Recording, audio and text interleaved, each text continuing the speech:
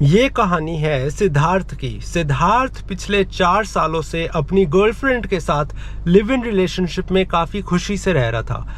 फिर अचानक से उसकी गर्लफ्रेंड ने बोला कि मैं तुमसे शादी तभी करूंगी जब तुम्हारा खुद का घर होगा, क्योंकि अभी वो दोनों रिलेशनशिप में तो थे, अभी वो दोनों साथ पे तो रह रहे थे, पर वो रेंट चुका के रह रहे थे। पर फिर क्या था, प्यार में अंधे सिद्धार्थ ने अपनी सैलरी को ईएमआई से बांध लिया और एक होम लोन ले लिया। उसकी सेविंग्स ऑलरेडी काफी अच्छी हो रखी थी। उसने 2 से 3 साल के अंदर पूरा होम लोन चुका भी दिया। जब उसके घर की चाबी उसको मिली, उसको लगा अब तो लाइफ सेट है, अब मैं शादी कर लूंगा, और उसकी शादी हो भी गई। जिंदगी में पहली बार जैसे सब कुछ परफेक्ट होने लगा था। पर फिर क्या था, अचानक से उसकी कंपनी में ले ऑफ हो गया और उसको नौकरी से निकाल दिया गया। जो सैलरी आती थी हर महीने, वो भी अब आनी बंद हो गई। हालांकि सिद्धार्थ की बीवी काफी सपोर्टिव थी। उसकी बीवी ने घर का खर्चा खुद से उठाना स्टार्ट कर दिया। पर फिर खेल शुरू हुआ एक ऐसे माफिया का, जिस माफिया ने सिद्धार्थ और उसकी बीवी का जीना हराम कर दिया। ये माफिया कोई छोटा मोटा माफिया नहीं है, ये माफिया है गुड़गांव का रियल एस्टेट माफिया। आदमी अपनी मेहनत की कमाई से फ्लैट तो खरीद लेता है, पर हर 2 साल बाद सोसाइटी की गुंडागर्दी और मन मर्जी की वजह से हर 2 साल बाद सोसाइटी की जो मेंटेनेंस फीस है वो डबल हो जाती है। सोसाइटी की बिजली जानबूझ के काट ली जाती है ताकि रेजिडेंट्स को सोसाइटी की प्राइवेट बिजली जो जनरेटर से जनरेट होती है उसका इस्तेमाल करना पड़े, और उसके लिए डबल ट्रिपल एक्स्ट्रा पे करना पड़े। सिद्धार्थ की सैलरी आनी तो बंद हो गई थी,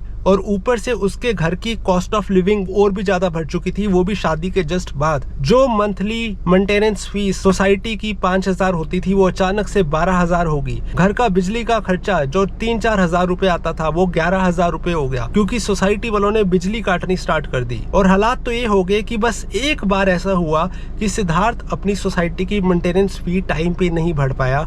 इवन दो उसने बिजली का बिल भर दिया था, फिर भी उसका बिजली घर का काट दिया गया, सिर्फ उसी के घर का गया। क्यों? क्योंकि उसने मेंटेनेंस का बिल नहीं टाइम पे भरा था। मतलब इन बिल्डर्स की अलग ही लेवल की एक्सटॉर्शन चल रही है। पहले तो जब उनको आपको फ्लैट बेचना होता है, वो आपको बोलते हैं कि बस आप एक बार हमसे फ्लैट खरीद लो, फिर आपकी जिंदगी सेट है। पर वो ये नहीं बताते फ्लैट बेचते हुए कि हर 2 साल बाद आपकी सोसाइटी का जो मेंटेनेंस है उसको डबल कर दिया जाएगा। इसको बोलते हैं मेंटेनेंस माफिया। ये प्रॉपरली रन किया जाता है धीरे धीरे, क्योंकि जिस बिल्डर ने आपको फ्लैट बेचा है उनको पता है कि वो तो एक वन टाइम इनकम है, असली पैसा तो 20 साल 30 साल तक लगातार आपसे वो चूसते रहेंगे। और ऐसा है कि चलो मान लो कि आपने मेंटेनेंस का पैसा दे भी दिया, पर हमारे देश में मेंटेनेंस का जो पैसा होता है वो एक चैरिटी की तरह होता है। आप सोसाइटी में रह तो रहे हो, पर आप जो महीने के 5,000 10,000 दे रहे हो, वो आप चैरिटी में दे रहे हो। जस्ट लाइक आप इंडिया का टैक्स पेयर की तरह हाल हो जाता है। इंडिया में लोग रोड टैक्स तो देते हैं गाड़ी खरीदने पे, पर सड़कों की क्या हालत है वो मुझे बताने की जरूरत नहीं है। तो सोसाइटी में भी कुछ ऐसा ही होता है। ठीक है, थोड़ी बहुत ग्रीनरी मेंटेन कर लेते हैं, स्विमिंग पूल साफ रख लेते हैं, पर जो फ्लैट पे जो स्टेयर वाला एरिया होता है, लिफ्ट वाला एरिया होता है, वहां पे गंदगी होती है। कंस्ट्रक्शन क्योंकि बेकार मटेरियल से की होती है तो वो उखड़नी स्टार्ट हो जाती है, दीवारों पे पपड़ी आने लग जाती है, सीलन आने लग जाती है। और आप सोचोगे कि कंस्ट्रक्शन बेकार क्यों की जाती है? वो इसीलिए की जाती है ताकि उनका प्रॉफिट मार्जिन बढ़ जाए। जब आपसे 2 BHK के डब्बों के करोड़ों रुपए ले लेते हैं, तो ऐसा नहीं है कि वो अच्छी कंस्ट्रक्शन नहीं कर सकते। ये बिल्डर्स की ग्रीड है, उनके अंदर का लालच है कि वो जानबूझ के बेकार लेवल की कंस्ट्रक्शन करते हैं ताकि आप जैसे मिडिल क्लास लोगों को चूसा जा सके। मतलब आप देख रहे हो कि हमारे देश में हर कोई मिडिल क्लास को चूसने में लगा है, चाहे वो सरकार हो, टैक्स पेयर से पूरा पैसा वसूलेगी, पर सहूलियत के नाम पे कुछ नहीं। अब अगर आप एक प्राइवेट सोसाइटी में रह रहे हो, आपको अम्यूनिटीज तो मिल जाती है। मेंटेनेंस के नाम पे बस घास काटना और स्विमिंग पूल को साफ रखना नहीं होता। मेंटेनेंस का मतलब होता है कि अगर आपकी बिल्डिंग में कोई सीलन आ रही है, कोई पपड़ी आ रही है, तो साथ के साथ उसको ठीक किया जाए। अब ऐसा नहीं है कि वो ठीक होता नहीं है, बट जितना उनके पीछे भागना पड़ता है, ये एक इंडिया का लैंडलॉर्ड ही समझ सकता है। मेंटेनेंस माफिया और इलेक्ट्रिसिटी माफिया तो बस शुरुआत है, फिर आता है टैंकर माफिया। अब मैं पंजाब साइड से हूँ, यहाँ पे तो ऐसी कोई खास प्रॉब्लम है नहीं, पर जो लोग हरियाणा से है वो इसमें रिलेट कर पाएंगे कि हरियाणा में जो पानी आता है पीने का, वो इतना अच्छा नहीं आता। जबकि हरियाणा एज अ राज्य में ज़्यादा पैसा है। हरियाणा एज अ स्टेट ज़्यादा पैसे वाली स्टेट है एज़ कम्पेयर टू पंजाब। फिर भी हरियाणा के जो रेजिडेंट हैं, जो गुड़गांव में जो लोग रहते हैं, उनको साफ़ पानी पीने को नहीं मिलता। पंजाब के किसी गाँव के आदमी को अच्छा खासा साफ़ पानी पीने को मिल जाता है, पर हरियाणा में गुड़गांव जैसी मेट्रो सिटी में लोगों को साफ़ पानी पीने को नहीं मिलता। क्यों? क्योंकि एक पूरा का पूरा हरियाणा में टैंकर माफिया चलाया जा रहा है। फॉर एग्जाम्पल जैसे मैं आपको समझाऊं तो मान के चलो कि आप एक फ्लैट में रहते हो जो एक सोसाइटी के अंदर है, तो वो जो सोसाइटी की जो लीडरशिप है वो क्या करेगी, वो सरकार के साथ सेटिंग बना लेगी कि आप पीछे से गंदा पानी ही भेजो सारे शहर में। क्यों? ताकि लोग प्राइवेट आइलैंड में रहे, गेटेड कम्युनिटी के अंदर रहे।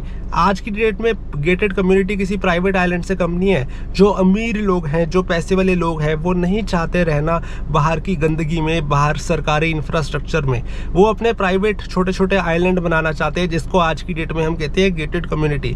तो जिस बंदे के पास तो इतना पैसा है कि वो एक मेट्रो सिटी में गेटेड कम्युनिटी में अपना खुद का फ्लैट या फिर प्लॉट खरीद सकता है, वो तो खरीद के अपनी ज़िंदगी आराम से बिताएगा।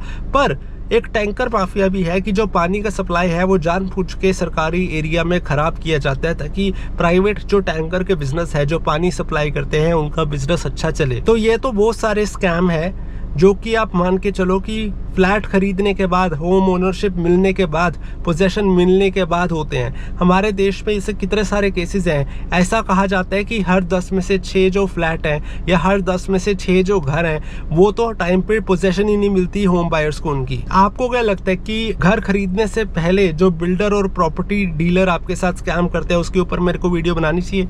अगर बनानी चाहिए तो मुझे कॉमेंट करके बताओ, या फिर मुझे और कोई टॉपिक बताओ जिसपे मैं अगली वीडियो बनाऊँ। और ये बात किसी से छुपी नहीं है कि जो हमारे देश के बड़े बड़े बिल्डर हैं, जो अपने हाउसिंग प्रोजेक्ट लॉन्च करते हैं, वो कितनी बेकार कंस्ट्रक्शन क्वालिटी का इस्तेमाल करते हैं। इवन दो वो 2 BHK फ्लैट के भी करोड़ों ले लेते हैं। इसके ऊपर मैंने अलग से एक वीडियो बनाई है, तो आप नीचे जाके उस वीडियो पे क्लिक करके देख सकते हो, मैं उसे लिंक कर दूंगा।